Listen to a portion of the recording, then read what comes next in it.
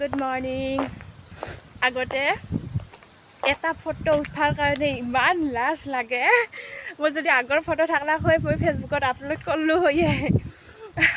আৰুতো এনেকৈ যে উঠে সেইগিলাখান ফটোটো দূৰে কথা, সেইগিলাখানটো দূৰতে থৈ দিছোঁ।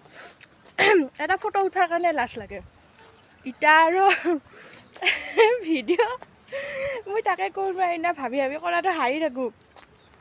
মইতো লগৰ আপি কয়ে তই সুস্মিতা কি আছিলি এটা ফটো উঠাৰ কাৰণে তোৰ লাজ লাগে আৰু ইটাতোনো ভিডিঅ' আৰুতো যদি ভুলতো কোনোবাই না ভিডিঅ'ত আহিলোঁ তাৰমানে আৰু মোৰ মুখখন চাবাই ভাল হয় আৰু কেনেহেন যি